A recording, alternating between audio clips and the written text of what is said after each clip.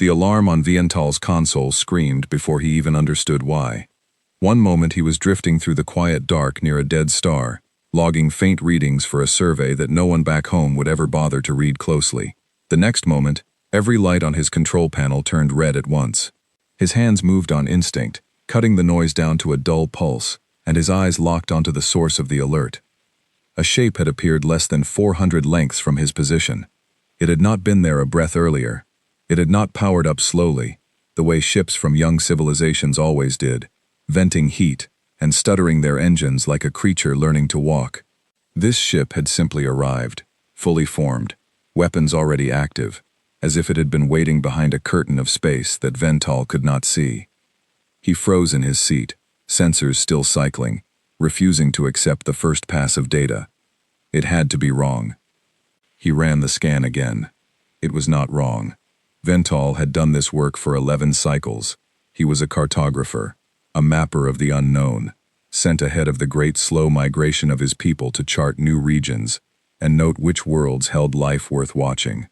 In that time he had encountered fire-breathing reptile colonies who worshipped comets, silent ocean mines who communicated only through pressure waves, and stone-skinned herders who had never built a single machine. None of them had frightened him. None of them could have. This was different. This felt different in a way his training had no name for. The vessel drifting into full view was long and dark, its hull scarred in places, its surface bristling with structures that his scanner labeled, one after another, as weapons. Not one or two defensive systems, the kind a cautious young species might carry for asteroid defense. Dozens, layered, redundant, built with an obsession for survival that Viental had never seen outside of his own people's ancient, half-forgotten war archives. He leaned closer to the display, his breathing slow and careful, the way he had been trained to keep it during moments of stress. This helped nothing. His hearts were both beating faster than they should. The species that had built this thing were called humans. He knew this only because of a brief note in the collective archive, filed centuries ago by a distant relative of his who had done a single flyby of their solar system and moved on without stopping. The note had described them as promising but unremarkable, warm-blooded, curious, prone to conflict among themselves but showing no signs of reaching beyond their own star for at least another 1,000 cycles. That note was wrong. It had to be wrong, because the ship in front of him did not belong to a species 1,000 cycles behind anyone. Viental pulled up the standard first contact procedure, the same 12 steps every scout in the collective memorized before their first solo mission. Step 1. Confirm the vessel is crewed and not automated. Step 2. Broadcast the universal greeting tone, a simple mathematical sequence that had opened peaceful conversation with over 4,000 different worlds. Step 3. Wait. He had done Step 3 so many times in his career that it had become almost boring. A pause, a few careful minutes, sometimes an hour, and then contact would begin, usually with confusion, occasionally with fear, but never with true danger. His people had refined this process over so many centuries that failure was almost unthinkable. He sent the greeting. The signal left his ship in a smooth, practiced pulse, carrying the same gentle rhythm that had once made an entire ocean civilization surface from the deep to listen, entranced, for 3 full days. It was elegant. It was safe. It had never failed. There was no answer. Viental checked his equipment. Everything read as functional. He checked the frequency, adjusted it slightly, in case a different range would translate better for the human ear, then sent it again. Nothing came back. No confusion, no curiosity, no clumsy attempt at a reply. Only silence, and beneath that silence, something worse. Movement. The human ship began to shift. It did not rotate the way a ship might if it were simply repositioning for a better sensor angle. It turned the way something turns when it wants a clear line of sight for something else entirely.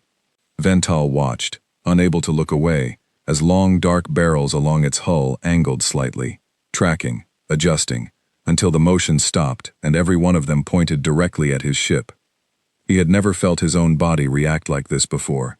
His hands trembled slightly on the console. A cold weight settled low in his chest, and for the first time in 11 cycles of exploring the unknown corners of the galaxy, Viental understood, in a way that no archive entry could have taught him, what it meant to be afraid.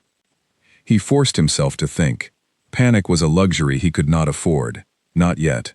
Not while there was still a chance this was simply caution on the part of a young and nervous species. He checked his own ship's status. Unarmed. His people had stopped building weapons into scout vessels 300 cycles ago. Once first contact protocols had become so reliable that carrying them was seen as an insult to the civilizations being studied. A ship that carried weapons announced fear. A ship that carried none announced trust. For the first time, Vental wondered whether that tradition had been a mistake. He reached for the communication array again, his mind racing through every possible reason the humans might not have responded. Perhaps their translation systems were slower than expected. Perhaps the greeting tone had not registered as a signal at all, but as background noise, easily missed by instruments tuned to a narrower range. Perhaps they were simply cautious, watching him the way a wary animal watches a stranger crossing into its territory, weapons raised not to attack but to promise what would happen if he came closer. He told himself this last thought over and over, because it was the only one that let him keep breathing steadily. Far above his primary console, a secondary panel blinked with a request he almost ignored in his focus on the human ship. It was the automatic system asking whether he wanted to send an emergency signal back toward collective space, a standard option available on every mission in case of system failure or unexpected danger. But Vental had never used it. No scout he personally knew had ever used it. The signal existed mostly as a formality, a box to check during training exercises that no one expected to matter in real conditions. His hand hovered over it now. He thought of the distance between his current position and the nearest outpost of his people. Even traveling at the fastest possible relay speed, a request for help would take hours to arrive, and any actual assistance would take far longer than that. If the humans intended harm, hours would mean nothing. He would already be gone, one way or another, long before anyone could reach him. Still, he pressed the request, not because he believed help would come in time, but because some old, stubborn part of him refused to disappear from the universe without at least trying to leave a trace, a warning, something that the collective could learn from, even if he could not carry the lesson back himself. The message left his ship in a thin, quiet burst, aimed at nothing but empty space in the general direction of home. There was no way to know if it would even be received before something else happened. He was, in every way that mattered, completely alone.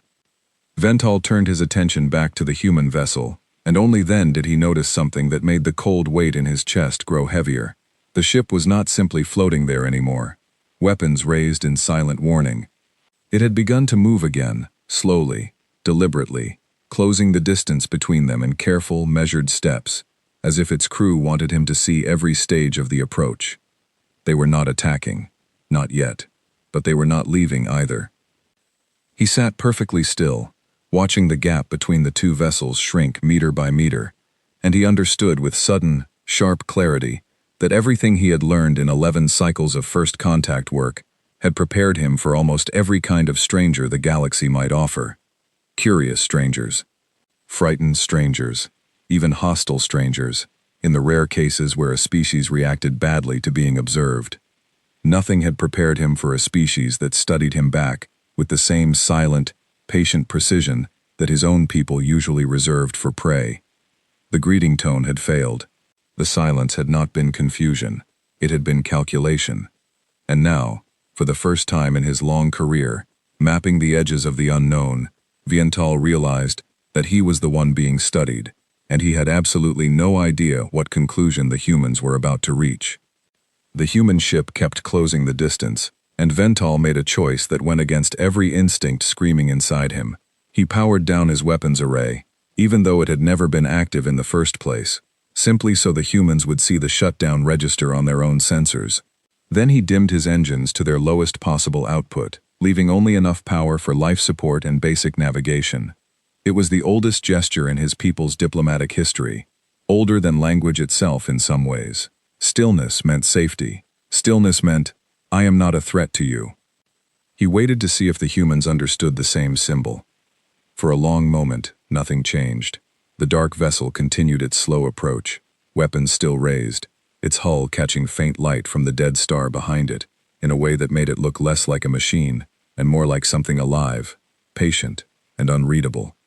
Vental's sensors picked up new activity inside the ship, faint energy signatures moving through internal corridors, though he had no way to know what any of it meant. Then, without warning, a signal reached his communication array. It was not the greeting he had sent. It was not even close. The transmission was short, sharp, and stripped of anything resembling the warmth his people always built into first contact. His translation systems worked quickly, pulling meaning from the unfamiliar structure of human language, cross-referencing it against the archive note left by his distant relative all those centuries ago. When the words finally resolved on his display, Vental read them twice before he allowed himself to believe them. Identify yourself immediately. Power down remaining systems. Any hostile action will be answered. He stared at the message for a long moment, his mind working through every possible response and rejecting each one just as quickly. His people had encountered fear before. They had encountered confusion, suspicion, even outright panic from young civilizations, unprepared for the idea that they were not alone in the universe. But fear usually looked like retreat. Frightened species ran. They hid. They sent their fastest ships away from the stranger in their sky and waited for someone braver to investigate. Humans, it seemed, did not run. They stood their ground and demanded answers, weapons raised, from a position of complete uncertainty. There was something almost illogical about it, a willingness to face an unknown threat head-on, rather than retreat to safety first. And yet Vental could see, buried in the tone and structure of the message, something else layered beneath the aggression, not confidence. Not the calm certainty of a species that knew it could win a confrontation. This was something closer to controlled fear, a kind of courage that existed only because the alternative, showing weakness, felt more dangerous than the risk itself. He did not have a category for that in his training. His people classified species by temperament, by aggression level, by technological readiness, by dozens of careful measurements built over centuries of careful contact work. Nowhere in that framework was there room for a species that could be afraid and dangerous at the same time, that could tremble and still refuse to look away. Vental composed his reply carefully, translating his own language into the crude but functional human structure his systems had assembled from the archive note. He kept it simple. He identified himself as a cartographer, unarmed, engaged in peaceful observation of this region of space. He stated that his greeting signal had been sent in good faith and that he wished no harm to the crew of their vessel. He included, almost as an afterthought, a request that they lower their weapons so that a proper conversation could begin. He sent it and waited. The response came faster than he expected, and it was, if anything, even less reassuring than the first message. The humans did not lower their weapons. Instead, they asked a series of rapid, pointed questions. How many crew members were aboard his ship? What was his ship's full technological capability?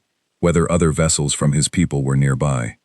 Whether his intentions included any form of surveillance, resource extraction, or territorial claim over the system they currently occupied? Viental answered each question honestly, because deception had never been part of his training, and because he suspected, correctly, that any hesitation on his part would only deepen their suspicion. He explained that he traveled alone, that his ship carried only mapping and sensor equipment, that the nearest vessel from his people was many hours away, and that his mission involved nothing more than observation and cataloging. He even offered to transmit a portion of his sensor logs as proof of his peaceful intent, a gesture that had, in the past, calmed even the most anxious species he had encountered. The offer was met with silence. Minutes passed. Vental watched the gap between the two ships stabilize, neither closing further nor opening back up, as if the humans had decided to hold their position while they considered what to do with him. He used the pause to check his own systems again, hoping against hope that something in his readings had changed, that perhaps he had misjudged the situation, and the human ship was less dangerous than his instruments suggested. It was not. If anything, the closer scan revealed even more. Layers of armor plating unlike anything his people used, not because his people lacked the ability to build such things, but because they had never needed to. Weapon systems with redundant power sources, suggesting a design philosophy built entirely around the assumption that some systems would fail, and others needed to be ready to take their place immediately. Everything about the ship spoke of a species that expected the worst, prepared for it constantly, and had built an entire vessel around the principle of surviving encounters that other species might never anticipate. Vental thought of his own ship's construction, elegant and efficient, built for a galaxy his people had long ago decided was mostly safe, mostly predictable, mostly explainable through patient observation and careful diplomacy. He wondered, with a growing unease he could not shake, what kind of history a species needed to endure before building a ship like the one now sitting less than 400 lengths from his position. A new message arrived, and this one carried a different tone entirely. "This is Commander Nathan Cole of the vessel Dauntless. We have logged your transmission and confirmed no weapon signature from your ship. Boarding party will approach in 20 minutes for direct inspection. Cooperate, and this will be resolved without incident." Verntal read the message 3 times, each pass revealing something new. There was no threat this time. Not directly, but there was also no softness. The humans had made a decision, and they were informing him of it, rather than asking his permission. 20 minutes.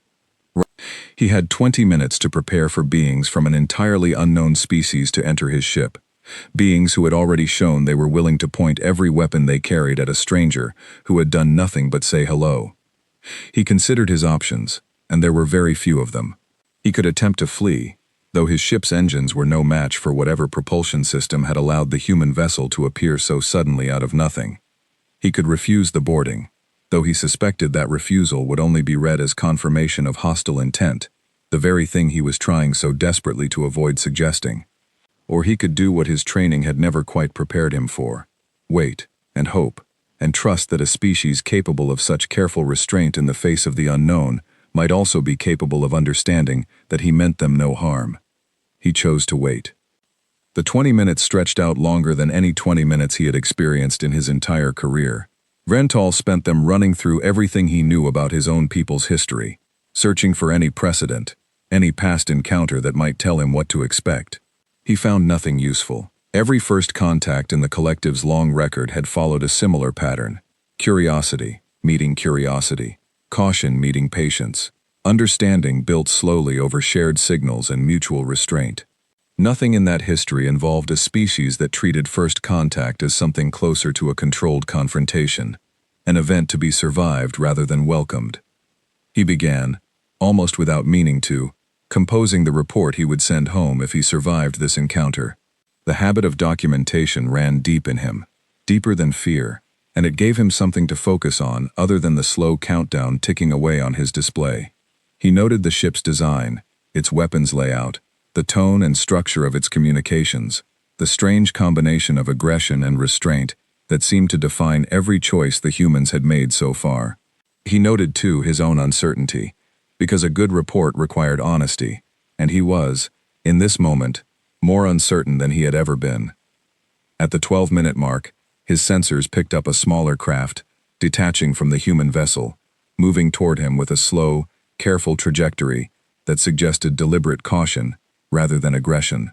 He watched it grow larger on his display, its shape compact and functional, nothing like the imposing bulk of the ship it had come from, and yet somehow just as unsettling in its own way, because it represented the unknown closing in, minute by minute, with no way for him to stop it. At the 5-minute mark, he made a decision that surprised even himself. He opened every external sensor feed on his ship and transmitted them, unprompted, directly to the human vessel.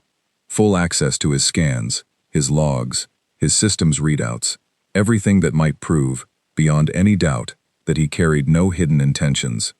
It was a risk, offering a potential adversary a complete picture of his ship's capabilities, but it felt like the only language left that might actually be understood. Not words, not gestures, total transparency, offered freely, with nothing held back. There was no immediate response to the gesture, but Verntal noticed, watching his own instruments, that the smaller craft's approach seemed to slow slightly, its trajectory adjusting in a way that felt, if he allowed himself even a small amount of hope, less like an interception, and more like a careful, measured arrival. At the 1-minute mark, he stood from his console for the first time since the alarm had first sounded, and he did something that had no real purpose beyond the comfort it offered him. He straightened the few objects on his ship that had drifted out of place during the encounter. Small personal items collected across 11 cycles of exploration, a habit left over from a life that suddenly felt very far away and very fragile. Then he returned to his seat, folded his hands, and waited for the sound of contact against his hull. It came exactly on time, a soft mechanical clamp locking against his outer airlock, followed by a long, tense silence, as unfamiliar systems worked to establish a connection between two ships built by species that, until this day, had no idea the other existed. Vental took a slow breath, steadying himself as best he could, and reminded himself of the one thing he still believed to be true, despite everything that had happened. He had done nothing wrong. He had offered peace, honesty, and patience, exactly as his training demanded. Whatever happened next would tell him not just what kind of species humanity truly was, but whether everything his own people believed about first contact, about trust, about the gentle, predictable unfolding of meeting the unknown, still held any truth at all. The airlock began to cycle open. The airlock hissed as pressure equalized between the two ships, and Vental felt the sound travel through the metal beneath his feet, like a slow heartbeat counting down to something he could not predict. He stayed seated, hands visible on the console in front of him, every part of his body held deliberately still. Stillness was the only language he had left to offer, and he intended to speak it as clearly as possible. The inner door slid open, and the first human stepped through. Vental had studied images of humans before, brief and incomplete records passed down through the archive, grainy captures taken from a distance by scouts who had never made direct contact. Nothing in those records had prepared him for the reality of standing, or rather sitting, in the same room as one. The being before him was smaller than expected, its frame compact and clearly fragile compared to the reinforced plating of the ship it had come from. And yet there was nothing fragile about the way it moved. Every step was controlled, deliberate, weight balanced in a way that suggested countless hours of training rather than natural instinct. A second human followed close behind, then a third, each of them fanning out into the small chamber with practiced efficiency, covering angles Vental had not even realized needed covering. They wore dark, close-fitted suits, marked with small insignia he did not recognize, and they carried devices at their sides that his sensors flagged, almost reflexively, as weapons, though none of them were raised or pointed directly at him. The lead figure removed the covering over the lower half of her face, revealing features that Vental's translation systems quickly cross-referenced against the archive's limited human data. Female, by the classification his people used. Dark hair pulled back tightly. Eyes that moved constantly, cataloging every detail of the chamber around her, before finally settling on him. "I am Lieutenant Emma Sinclair," she said, her voice steady, despite what Vental could clearly read as elevated tension in her posture. "You will remain seated, and keep your hands visible at all times. Do you understand?" The translation arrived a half-second after the words themselves, and Vental answered as carefully as he could, keeping his voice at the low, even register his people used to signal calm intent. "I understand. I mean no harm. I am Vental, a cartographer. I have already shared my ship's systems with your vessel. There is nothing hidden here." Sinclair's eyes flicked toward one of the other humans, a taller figure who had moved to a secondary console and begun interfacing with it, using a small device pulled from his belt. "Data's confirming it, Lieutenant," the man said. "Whatever he sent over checks out. No weapons signature anywhere on this ship. Sensor and communication arrays only." "Copy that." Sinclair did not lower her guard, but something in her posture shifted slightly, a fraction of tension easing from her shoulders. She stepped closer to Vental, close enough now that he could observe details his sensors alone could not capture. The faint tremor in her hand, quickly controlled, the steady rhythm of her breathing, deliberately paced, every sign of a being managing fear through sheer discipline, rather than the absence of fear itself. "You said you're a cartographer," she continued. "Mapping what, exactly?" "This region of space. Stars, gravitational anomalies, potential resources, signs of civilization. It is routine work. My people have done this for many cycles across many systems." Vental paused, choosing his next words carefully. "We did not know your species had reached this far from your home world. Our records suggested otherwise." Something changed in Sinclair's expression, subtle but unmistakable. "Your records have been watching us." Observing, not watching in the way you may fear. A single flyby, centuries ago, by a distant relative of mine. The information was old, clearly incomplete. Vental hesitated, then added, I did not expect this response to a peaceful greeting. My signal was designed to be understood as an invitation to conversation. I do not understand why it was met with weapons instead. A new voice entered the exchange, calm but carrying clear authority, and Vental turned his attention to a figure who had just stepped through the airlock behind the others. This human moved differently than the rest, his presence commanding without any obvious display of force. He was older, his hair touched with gray at the temples, his eyes carrying the particular weight of someone who had made difficult decisions many times before and expected to make more before the day was finished. That would be my order, the man said. Commander Nathan Cole. I run the Dauntless. He studied Vental for a long moment, his expression unreadable. You want to know why we didn't answer your greeting with open arms? Because we've never received one before. Not from anyone. As far as we knew, until about 6 hours ago, we were alone out here. And then something appears out of nowhere, broadcasting a signal we've never heard, and you expect us to just trust that it means peace? Vental absorbed this, turning the information over carefully.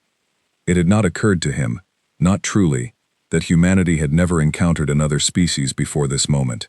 His people had grown so accustomed to the process of first contact, so practiced in its rhythms, that they had stopped considering what it might feel like from the other side, especially for a species meeting the unknown for the very first time, with no archive of past encounters to draw comfort from, no precedent to trust.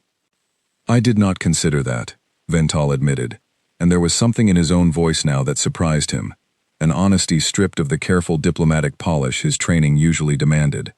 For my people, first contact is common. We have done this many times. I forgot, perhaps, what it means to be on the other side of that experience for the first time. Cole's expression did not soften, exactly, but something in his posture shifted, a careful recalibration Vental recognized from countless first contacts before, though he had never seen it happen in quite this way. Weapons still primed and ready even as understanding began, slowly, to take root. Walk me through it, Cole said. Everything. Who you are, who your people are, why you're out here, and what happens next if we decide to let you go. Vental spent the next stretch of time answering every question put to him, and there were many.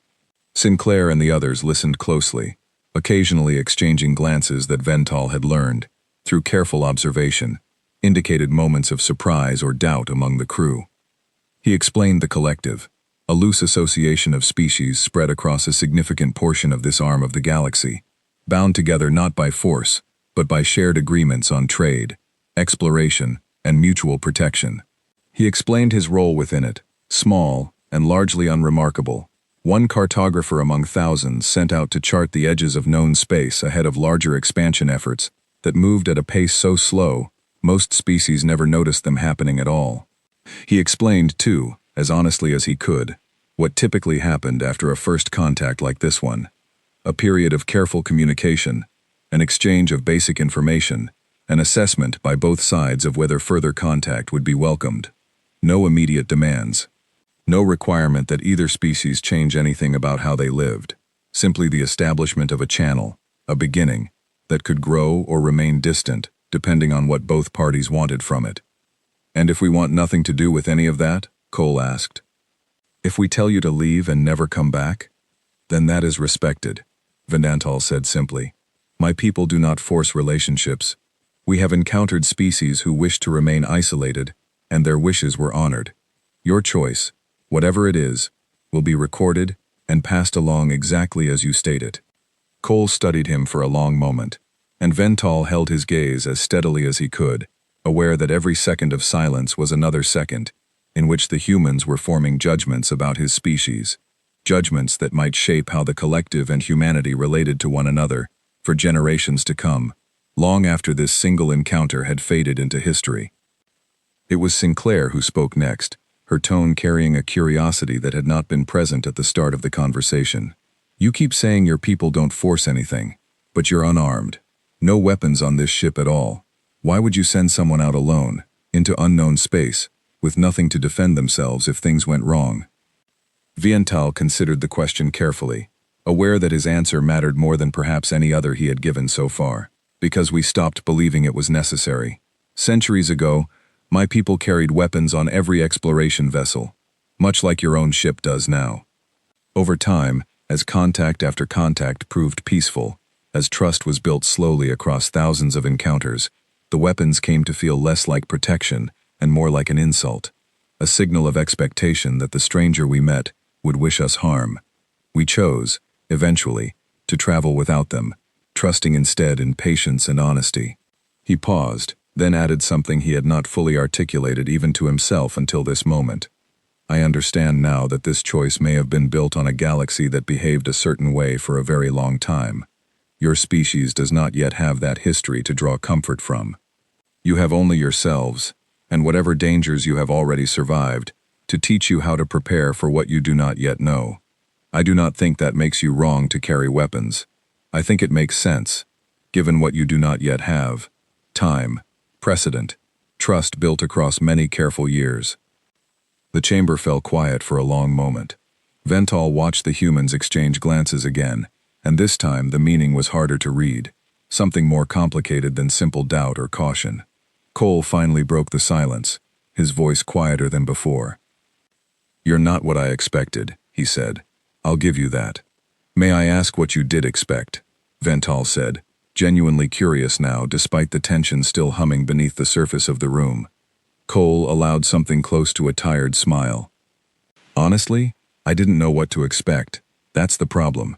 We've spent decades preparing for every version of First Contact we could imagine, running simulations, war games, diplomatic frameworks, all of it built on guesswork because we had absolutely nothing real to base it on. Turns out guesswork only gets you so far when the real thing finally shows up." Viental found himself, for the first time since the alarm had first sounded on his ship, experiencing something other than fear. A kind of recognition passed between them, quiet and unspoken, the understanding that both species had, in their own ways, been navigating this moment blind, each drawing on frameworks built for a situation that no framework could ever fully prepare anyone for. "Perhaps," Viental offered carefully, "this is simply what First Contact looks like when it happens to a species that has learned, through hard experience, to expect danger before it expects welcome. My people forgot what that feels like a long time ago. Meeting you has reminded me." Sinclair studied him with an expression that had shifted, subtly but unmistakably, from suspicion toward something closer to interest. "What happens to your report on this, whatever you send back to your people about us?" Viental considered the question, aware that his answer would matter deeply, not just to the immediate outcome of this encounter, but to everything that came after it, long after he and everyone standing in this small chamber had returned to their respective lives. "It will describe exactly what happened here," he said. "A species that met the unknown with caution rather than panic, a species capable of holding weapons ready while still choosing to listen, to ask questions, to consider the possibility that the stranger before them meant no harm. I do not yet know what conclusions my people will draw from that, but I know it will not be the conclusion my old archive note suggested. You are not unremarkable. You are something my people have not encountered in a very long time, if ever. A species that expects the worst and prepares for it constantly, and yet still finds room, even in the middle of that preparation, for patience." Cole exchanged a long look with Sinclair, something unspoken passing between the two of them, and for the first time since the boarding party had entered his ship, Viental allowed himself to believe, cautiously, that this encounter might end without harm to anyone involved. "We're going to need more than this conversation," Cole said finally. "Full data exchange, verified, both sides. If your people really operate the way you say they do, then let's see it in writing, in records, in whatever passes for diplomatic protocol, out where you come from. We're not signing off on trust because you sound sincere. We're signing off on trust because we can verify it." Viental felt something close to relief settle through him, quiet and unexpected. "That is fair," he said. "That is, in fact, more than fair. It is exactly how First Contact should proceed." For the first time since the encounter had begun, the tension in the small chamber eased just slightly.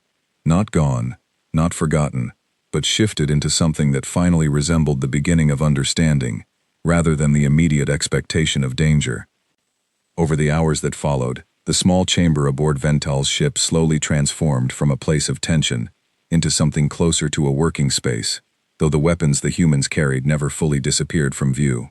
Sinclair remained close throughout, her questions growing more detailed as time passed, moving from basic verification toward genuine curiosity about the nature of the collective and the species within it.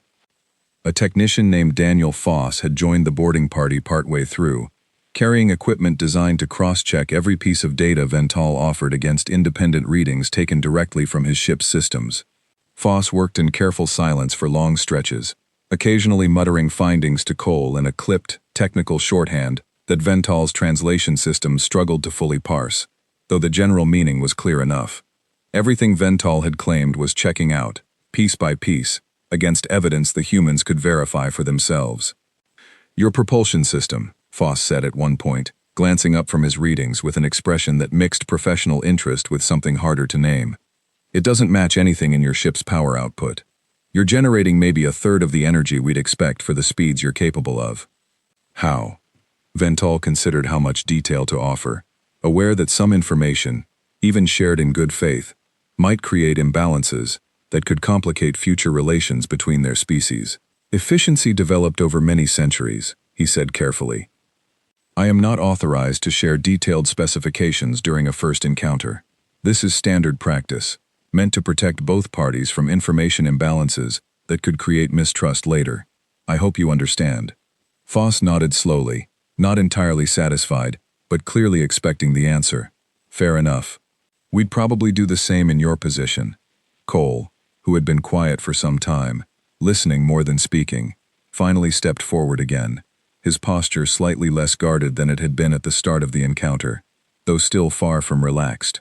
"I want to understand something," he said. "You said your people have done this before, thousands of times. What usually happens after this part? After the questions, the verification, all of it?" Vental took a moment before answering, choosing his words with the same careful precision he had used throughout the encounter. "It depends greatly on the species involved. Some choose distance, preferring to develop on their own path without further contact, and that choice is respected completely. Others choose partnership, exchange of knowledge, trade, cultural connection built slowly over many years. There is no single outcome. Each relationship is built according to what both sides want from it." "And what happens to you?" Sinclair asked, her tone carrying a note of genuine curiosity that had not been present earlier in the encounter. "Personally, after you leave here, what happens to the cartographer who made first contact with a species nobody back home even knew existed?" Vental felt something shift in his chest at the question, an emotion he had not expected to feel in the middle of what remained, technically, a dangerous and uncertain situation. "I will file a report," he said, "a very long one, given how unusual this encounter has been. It will be reviewed by counsels far more experienced than myself, and decisions about future contact will be made based on what I have observed here today. As for what happens to me personally, I expect very little will change. I will return to my duties. I will continue mapping the unknown corners of this region, as I have always done." "That's it?" Sinclair asked, something almost like disbelief in her voice. "You make first contact with an entire species, and then just go back to your regular job?" Vental allowed himself something close to the equivalent of a smile, an expression his people rarely used, but one he had learned to recognize as appropriate in moments like this one. "First contact is significant to those it happens to. To my people as a whole, it is simply part of a much larger, much slower process that has been unfolding for longer than either of our species has likely existed in its current form. I will be remembered, perhaps, as the one who found you, but the true significance of today will be measured over many cycles, long after I am gone, in whatever relationship our two species eventually build together." Cole studied him for a long moment, something thoughtful in his expression that Vental had not seen from the commander since the encounter began. "You really believe that, don't you? That this could turn into something good?" "I believe it is possible," Vental said honestly. "I do not know if it will happen. That depends on choices your people and my people have not yet made. But I have seen enough today to believe the possibility is real." You met an unknown threat with caution rather than immediate violence. You listened, even while prepared for the worst. That tells me something important about what kind of species you are, Commander Cole. It tells me you are capable of exactly the kind of patience this process requires. For a long moment, no one in the chamber spoke. Vental watched the humans exchange glances among themselves, a silent conversation passing between crew members who had clearly worked together long enough to communicate without needing words for every thought. Finally, Cole straightened, his decision visibly forming even before he spoke it aloud. "Here's what's going to happen," he said. "We're taking a full copy of everything you've shared back to command. Every scrap of data, every word of this conversation, all of it gets reviewed by people well above my pay grade. In the meantime, you're free to go. No further inspection, no detainment, nothing beyond what's already happened here today." Vental felt something loosen in his chest, a tension he had been holding since the very first alarm had sounded hours earlier. "Thank you, Commander. I understand this decision was not simple to make." "It wasn't," Cole admitted. "And I want to be clear about something before we finish here. This isn't trust yet. Not really. What we have is a single encounter that went better than it could have. That's not the same thing as trust between our species. That takes time, same as you said. But it's a start, a better start than I expected when this whole thing began." "That is more than fair," Vental said. "In my experience, the best relationships between species are the ones built slowly, with honesty at every stage. What we have built today is exactly that kind of beginning." Sinclair stepped forward one final time before the boarding party began preparing to return to their own ship, her expression carrying a warmth that had not been present at the start of the encounter, though caution still lingered beneath it. "For what it's worth," she said, "I'm glad it was you who found us first. I have a feeling not every species out there would have handled this the way you did." Vental considered the compliment carefully, aware of its weight. "I have encountered many kinds of beings across many cycles of exploration, Lieutenant Sinclair. Some patient, some fearful, some curious, some hostile. I believe you and your crew handled an impossible situation, one with no precedent to draw from, with more grace than I could have reasonably expected. Whatever conclusions your people eventually reach about mine, I hope this particular encounter is remembered honestly, exactly as it happened." As the boarding party prepared to depart, Foss paused near the airlock, glancing back at Vental with an expression that mixed professional curiosity with something more personal. "Hey," he said, "for the record, that data you shared with us, the sensor logs, all of it, it's good work, really good work.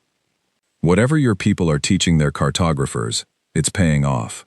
The small compliment landed with more weight than Vental expected, a simple acknowledgement of shared professional respect that felt, in its own quiet way, like the truest form of connection that had passed between the two species during the entire encounter.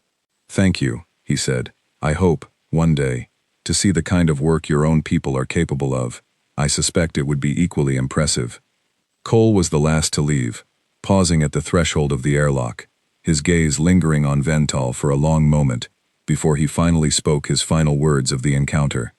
"Whatever your councils decide about us," he said, "tell them the truth. Tell them exactly what you saw here today. Not more, not less. Just the truth. That is the only report I know how to write," Vental said. "You have my word." The airlock cycled closed behind the departing boarding party, and Vental sat alone once more in the quiet of his ship, watching through his sensors as the smaller craft returned to the dark hull of the Dauntless, carrying with it hours of recorded data, cautious conversation, and the very beginning of something neither species could yet fully name. He remained still for a long while after the human ship began its slow retreat, powering back up its engines and turning away toward whatever destination it had originally been traveling, before this unexpected encounter had interrupted its course. Only when the Dauntless had shrunk to little more than a distant point of light against the darkness did Vental finally allow himself to exhale fully, the weight of everything that had happened settling over him at once, heavy and strange, and entirely unlike anything he had experienced in 11 long cycles of exploring the unknown edges of the galaxy. The journey back toward collective space gave Vental more time than he wanted to sit with everything that had happened. His ship moved steadily through the dark, engines humming at their usual efficient pace, and yet nothing about the trip felt usual anymore. He kept returning, again and again, to the moment the human weapons had first locked onto his position, and then, just as often, to the moment Commander Cole had finally agreed to let him go. Between those 2 points stretched a single encounter that had, in the space of a few hours, quietly dismantled assumptions he had carried with him since the earliest days of his training. He began drafting his report almost as soon as the Dauntless disappeared from his sensors, though he found himself deleting and rewriting the opening sections more times than he could easily count. Every version felt either too clinical, stripped of the true weight of what he had experienced, or too personal, carrying more of his own emotional reaction than a proper survey report should contain.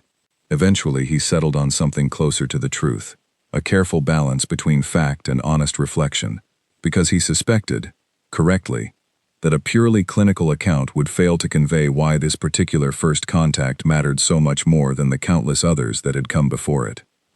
He began with the basic details, exactly as protocol required: species designation, location, technological assessment, communication patterns observed. But even as he wrote these familiar sections, he found himself pausing over words he would normally have chosen without hesitation. Where he might once have written unremarkable, or primitive, or non-threatening, he now found himself reaching for words like disciplined, and cautious, and dangerous, only in the sense of being fully prepared to survive. The technological assessment alone took him longer to write than any similar section in his entire career. He detailed the weapons systems he had observed, the redundant power sources, the armor plating unlike anything his own people typically constructed. He noted, carefully, that none of these systems had ultimately been used against him, that every show of force had been matched, eventually, by a willingness to listen, to verify, to build understanding, rather than default immediately to conflict. This combination, he wrote, was the single most important finding of the entire encounter, more significant than any single piece of technology or any measurement of raw capability. He thought often, during the long hours of travel, about what his archive predecessor had written all those centuries ago. Promising but unremarkable, prone to conflict among themselves. Vental understood now, in a way he could not have understood before this encounter, how deeply that assessment had failed to capture the truth. Humanity was not unremarkable. It was a species shaped by struggle in ways his own people had mostly forgotten, a species that had learned, through whatever history had brought them to this point, that survival required constant vigilance, even in moments that might otherwise call for open trust. He began to understand, too, why this mattered so profoundly for how the collective would need to approach future contact. His people's entire first contact framework had been built across centuries of encountering species who reacted to the unknown with either curiosity or retreat. Humanity had offered a third option his people had simply never planned for, a controlled, disciplined readiness for conflict, paired with a genuine willingness to seek understanding once immediate danger had passed. It was not a framework built on trust freely given. It was a framework built on trust that had to be earned, verified, and proven, piece by piece, before it would be extended even slightly further. Vental wrote an entire section devoted to this observation alone, aware that it represented, perhaps, the single most important lesson of the entire encounter. He recommended, carefully and with full justification, that any future contact with humanity proceed with full transparency from the very first moment, complete honesty about intentions, and a willingness to accept that trust would need to be built slowly, through demonstrated reliability rather than diplomatic gestures alone. He warned, gently but firmly, against any approach that might be interpreted as concealment or deception, noting that a species capable of verifying claims as thoroughly as the crew of the Dauntless had done would almost certainly recognize dishonesty quickly, and that the consequences of losing their trust once might prove far harder to repair than the careful work of earning it in the first place. As his ship carried him closer to the outer relay stations of collective space, Vental found himself reflecting on the individual humans he had encountered, not simply as representatives of their species, but as beings who had shown him something valuable about courage itself. Commander Cole, carrying the weight of an impossible decision with steady, careful judgment. Lieutenant Sinclair, whose curiosity had grown warmer, even as her caution remained intact. The technician Foss, offering a simple compliment about shared professional work that had meant more to Vental than perhaps anything else said during the entire encounter. He included, in the final section of his report, something he rarely added to his professional documentation, a personal reflection that broke slightly from the clinical tone expected of a standard survey submission. He wrote that this encounter had changed something in how he understood his own role as a cartographer, that mapping the unknown corners of the galaxy was not simply about charting stars and cataloging species, but about approaching every new encounter with the humility to recognize that his own people's long history of peaceful contact had, perhaps, made them complacent in ways they had not fully recognized. Humanity had reminded him, sharply and unexpectedly, that the universe still held surprises capable of challenging even the most experienced explorer. When his ship finally reached the outer relay station, Vental transmitted his full report through the collective's secure channels, watching the data stream leave his ship and knowing that it would soon reach councils and committees far more experienced than himself, beings who would spend cycles debating exactly what this encounter meant for the future of contact between the collective and humanity. He did not know what they would decide. He did not know whether future scouts would be sent with the same careful, unarmed approach he had always used, or whether new protocols would emerge specifically shaped around the lessons of this single, unexpected encounter. What he did know, with a certainty that had settled into him somewhere during the long journey home, was that his report would matter.